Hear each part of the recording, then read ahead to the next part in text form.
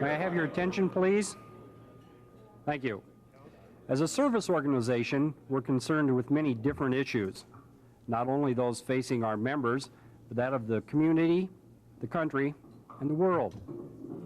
Our program today is a film that focuses on one of the many vital problems facing America today, the lack of qualified students in science, engineering, and technology. I think you'll see there's a lot we can do once we understand the problem. So may I have the lights down, please? And roll the film. The problems in engineering education have become of national concern because we sense there may be a shortage of engineers to fill both industry needs and the educational needs. We participate actively in national, state, regional trade association boards and committees that are accumulating knowledge, information, and points of view on the subject. And these activities are going on continually, and our company is very, very active in that. Foreign students are, by and large, in limitless supply. They work hard and provide a very valuable asset to graduate research teams in the United States, especially in the leading universities. There is a very real problem existing here. We haven't got the answers yet. The development of new technologies is closely tied to the quality of engineering education. There's no point in watching the rest of that film. It's part of the problem, not the solution. That film was made only a few years ago, and while it does recognize that we need to encourage young people to enter the fields of science and engineering, it ignores fully half of the potential students, women. Women are severely underrepresented in scientific and engineering fields. When I graduated from college, only 60 women out of a class of 637 students received engineering degrees, and I was one of only 2 women to graduate in agricultural engineering. By 1986, only 25% of our nation's scientists and 4% of our engineers were female. This underrepresentation is a major factor behind the lack of qualified scientists and engineers. We're facing a critical shortage in these areas, and it's going to get worse unless we do something now. The demand for scientists and engineers is increasing, while at the same time our human resource pool is in decline. By the year 2000, the number of 18 to 24-year-olds in the U.S. population will decline by nearly 20% from what it was in 1980. And this overall drop in the labor force will be accompanied by a dramatic demographic change. Recent statistics show that men make up 56% of the U.S. labor force, with white men representing 47%. But by the year 2000, only 15% of new workers will be white males. Women, on the other hand, will make up 65% of the entering labor force. Taken together, these 2 demographic trends paint an alarming picture for science and engineering in the United States. This is because traditionally our scientists and engineers have been white males. If the recent rate of students graduating with science and engineering degrees continues to the turn of the century, we will face a shortage of 50,000 scientists and engineers every year. These are alarming statistics, and we must do something to change these trends.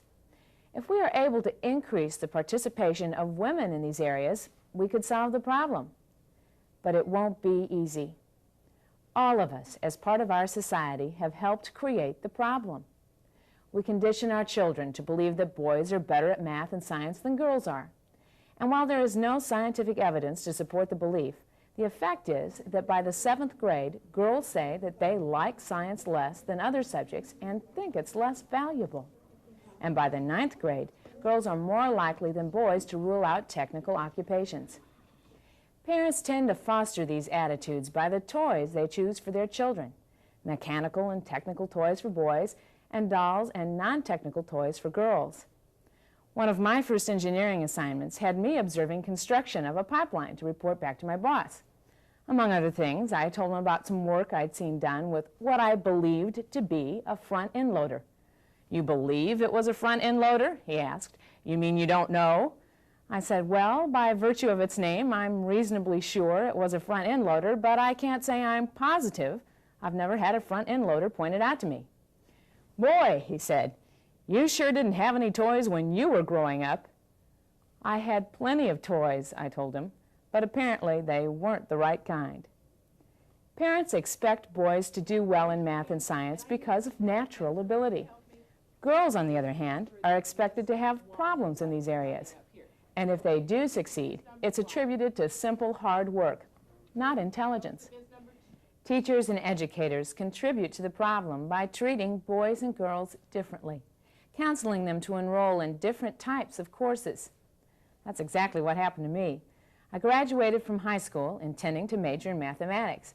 I had a nice SAT score in math, within the top 5% of white college-bound males, but my English score was only so-so. The university counselor who reviewed my records didn't quite know what to do. "You're just borderline for honors English," he said. Then he saw my math SAT. "Wow, any girl who can score like that in math can surely do honors English." Well, that was probably not only illogical, but it steered me away from mathematics. My honors English teacher urged me to get my degree in journalism, and I took her advice. It was 8 years after that counselor looked at my SAT score before I had an engineering degree. In the classroom, boys are more often challenged by difficult questions, while girls are allowed to slide by, answering simple questions.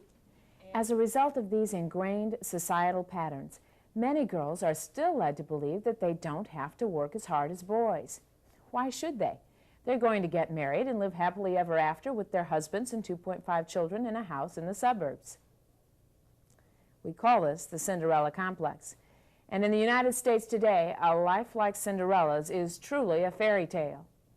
Recent statistics show that 71% of all women aged 25 to 34 work outside the home, and only 1 in 10 women become lifelong, full-time homemakers. Well, enough of statistics. You get my point. We're facing a real problem. Now the question becomes, what can we do about it? A lot, actually. As parents, we can provide our children, both boys and girls, with diverse toys and experiences. We can insist that our schools provide good science and math instruction, beginning in kindergarten and continuing through high school. We have an obligation to expect our children to do their best in all courses, and we can encourage them to participate in science workshops, computer camps, and non-traditional activities. Most of all, we can prepare them for the reality that when they grow up, they will have to support themselves. I hope every parent can experience the satisfaction I felt when my daughter was just 2 years old. I was trying to teach her a simple joke for her Halloween trick. "Why did the chicken cross the road?" I asked. Without missing a beat, she said, "Because she believed she could." Children need to learn this self-esteem. They have to believe they can, and they'll learn it from us.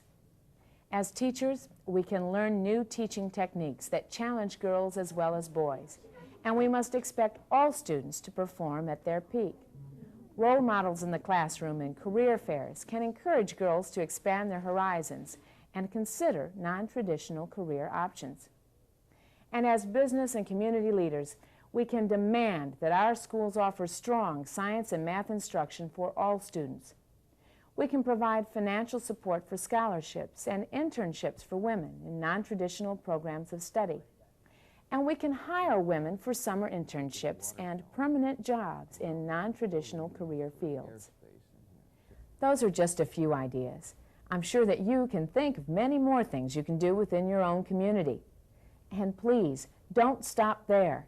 Put your thoughts into action. If we all work together, this is one problem we can lick. Now, at the beginning of this presentation, I stopped to film because it portrayed stereotypical scientists and engineers. So I'd like to end by showing you some different images. My job has a lot of variety in it. I don't ever have 2 days alike. There's always some challenge. It may not be on a day-to-day basis, but at least week to week, there are some challenges. This particular factory puts out radios, aircraft radios.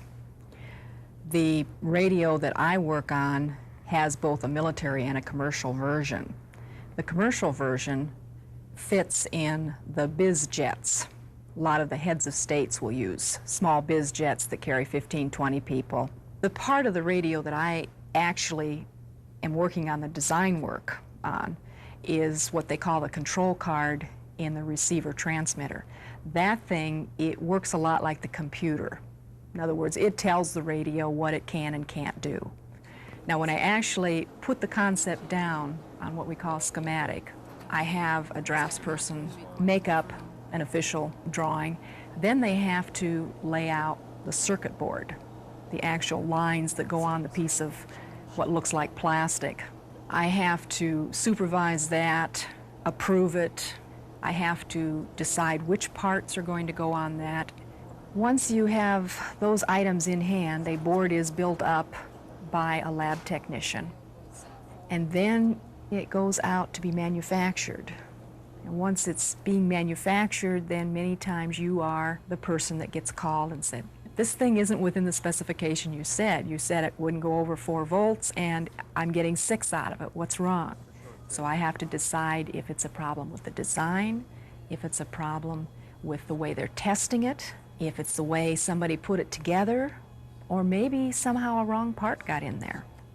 So there's a lot of evaluation, analysis and evaluation that goes along with that.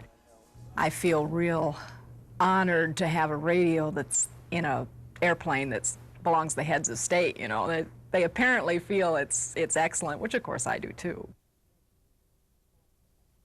If somebody, a client, a farmer out there had a problem, let's say late in the growing season, he's taken a ride out to a cornfield and he sees that part of it is starting to break off, the stalks are breaking and falling over, which makes it very difficult for combining. There's enough happening that he's very concerned about it, and he wants to know what is happening and what he can do about it at that point. So I would go out with the county extension director. We'd go out there, meet the farmer out there in the field somewhere. I would begin by asking him a lot of questions as to the history of the crop. And if you can ask the right questions and get them to tell you things, he can certainly point you in the right direction as to what the problem is. Almost like a doctor talking to a patient, trying to diagnose what's wrong with him. But is it a different number? Yeah. So yeah, there is a lot of variety difference this year, so I think that this kind of weather is... There's one number that's fuller season. In the field that's planted at 35,000, we have 18 row ears. Really? Yes. Are they about this length? I'd say Maybe a little shorter? right in here. Yeah. I'm asking him what hybrid it is, when he planted it, what were the conditions when he planted it, what were the conditions during the growing season, and what kind of fertilizer program he had on it, what kind of weed stress he had on it. That's kind of the neat thing about agriculture, is that you use so many different disciplines to get at the answer. Science, you're looking at biology, you're looking at chemistry, you're looking at meteorology. It's very much a puzzle as far as troubleshooting. And since I did have the heavy science in high school and college, that made it a lot easier for me. As a TV meteorologist, it's my job to find out what the weather is going to be in our area, make my own forecast, and then present it to the viewers who are watching the television, and present it graphically so that they can see exactly what I'm talking about. When I come into work, about the first thing that I do is look at the National Weather Service wire and find out what's been going on around the region so that I can look to the west and say that, well, this might be coming our way. And then I look at the maps. We get maps that come in 24 hours a day. And once I do that, I make that forecast and I put in the specifics, the temperatures, winds, what direction the wind is going to be from. I just take the important things and emphasize what I want through my graphics that I make and present that to the viewers on air. When I do the weather, I have to talk with the anchors a little bit first. We call it chat time before we get into weather. And so I chat with them, and then I go out into the chroma key area. It's what we call the chroma key area. It's just a blue screen. And the camera shoots me, and whenever it sees the blue screen, mechanically somehow they put in the weather map behind me, or whatever graphic I choose they will put behind me. TV meteorology is exciting because every day you come in and it's something new. And that's the challenge.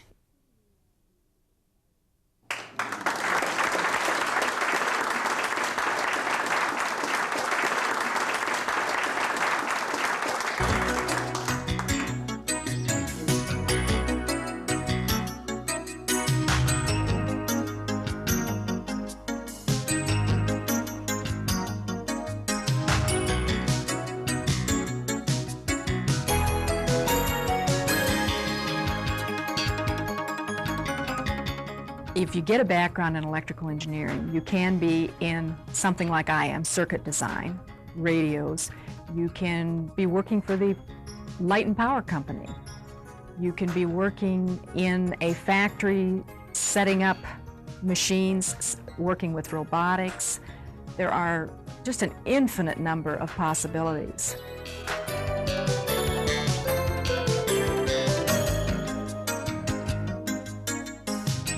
We have an obligation to expect our children to do their best in all courses, and we can encourage them to participate in science workshops, computer camps, and non-traditional activities.